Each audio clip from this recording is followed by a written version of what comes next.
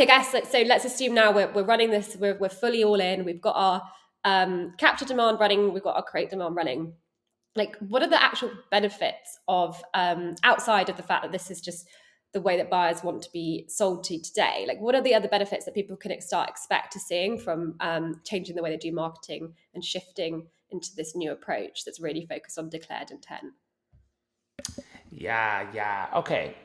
So I think there's a lot of benefits apart from the fact that you're going to have shorter sales cycles, higher win rates. You're going to have a better pipeline velocity. All those things are true, but there's more benefits that most people don't even think about, and that is the well-being of your sales team from just a day-to-day life and grind perspective, right? Think about it. How annoying is it for you as a sales? I mean, how soul sucking is it to have to constantly pound the door on people who are not interested? How soul sucking is it to get rejected 99% of the time? And the change on the company expectation side is that you're no longer designed and incentivized to spam. So you're no longer designed and incentivized to prematurely annoy buyers that are not in a buying mode, who would probably and eventually request a demo when they're ready to speak to sales after being worked by marketing. So you're actually liberating salespeople to live a more productive and fulfilling life. They don't need fake kindness and fake encouragement and awards, prizes, games, micro promotions, stupid stuff like that.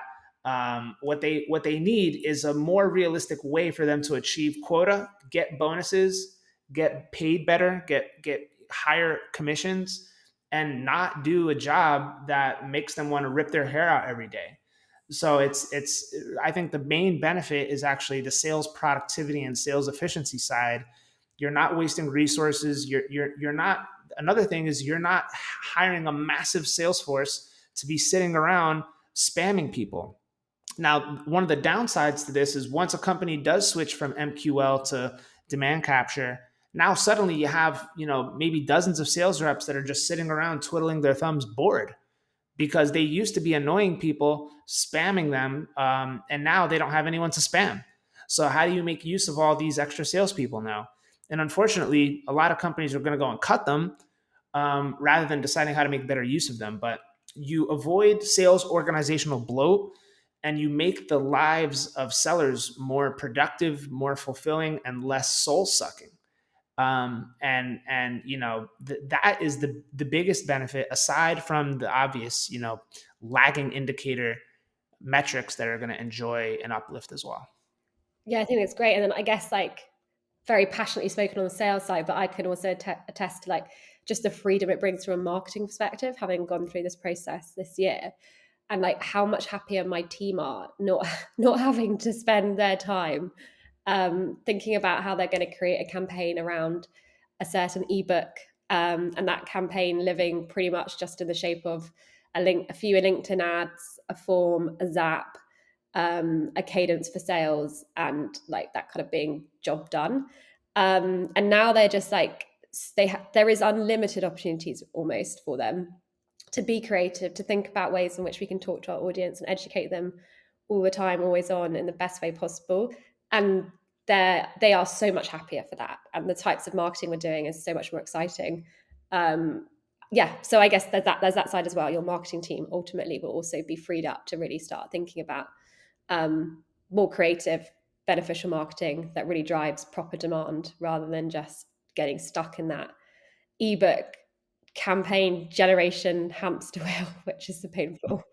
So true. You want to laugh real quick? I'll tell you a story to the point of making marketers' lives better as well and less soul sucking. So one time I was tasked with actually creating an ebook. I won't mention the company or the manager's name. This is a long time ago. And I was like, all right, well, let's make it the greatest possible thing ever then. If we're going to gate it and cause people to give us their contact information, shouldn't it be a super high valuable asset? Shouldn't it be some exclusive research about the market or the people in this market that you can't get anywhere else? Like, if we're going to do this, let's make a killer asset. Let's make it worthwhile for the people who are going to give us their contact information through a form. And the manager's response was, no, that's too much work. We don't need to do all that. We just need to get leads. So all you need to do is take a big string and collection of our blog content, mash it together into one long form guide, and send it to the design team, have them package it up, and then it's done. You see, efficiency. And I'm just like, oh dear. that was the moment when I knew, all right, well, do you know what the worst part of this is that probably no one read it anyway because it was dated and then it came in a PDF, and like that's a terrible experience as well. That's the point. And this is the story I always tell people, because I also have a musician background. I used to be a music producer in New York. And imagine if you are a musician, right? Do you know how much love and care musicians put into their music creation? Spending countless hours in the studio perfecting their delivery, mixing, mastering, editing, even the songwriting component, right? They pour their heart into it. When that piece is done, a musician has taken very high amount of pride in putting that song together, right? Now imagine if musicians gated their shit. Imagine if a musician said, hey, you gotta put your contact information into this forum if you want to hear my song. Nobody would, unless you're like a top performing artist who is already famous, it would never work. It would never work. And so I give B2B marketing that same perspective. Like, first of all, you should take a lot of pride and care into what you're creating, and it should be a masterpiece, just like a musician would do. And then you have to think about the distribution behind it. You want musicians make music so that it can be heard, not so they can just sit in their room and listen to their own songs and not share it with anyone. So the whole point is that the message gets consumed and distributed. And so if you're I was just gonna say, I used to say, like, you try and flip like the script, and saying like, how much would I pay for them to actually read this or consume that content, not necessarily read, versus like, how much would I pay for their contact details and them not to read it? And when precisely you change that mindset up, it's it suddenly all becomes clearer, I feel. Precisely. And this is the final point. And I'm not trying to plug in Cognism here as like a promotion or pitch, but I'm just saying the reality of what's happening. Thank you. The reality of what's happening is you don't need to do that. You had to do that in 2010 because there was no way to get people's contact data. There was no way to build lists and to build better targeting capabilities through LinkedIn, for example. You didn't have something like Cognism available.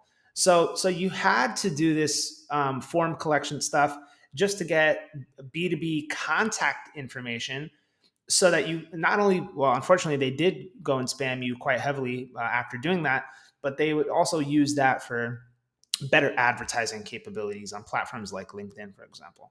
But you don't need to do that anymore because you have much more advanced technology like Cognism. And so this immediately feeds into the whole point of why you don't need to do the assumed intent, collect contact info, and prematurely push people to sales with annoying interruptive marketing, which is the most counterproductive kind of marketing there is. You can just use Cognism to skip all that. And so that's the point. Yeah, which is great. I mean, what a way to round it off. Yeah, exactly.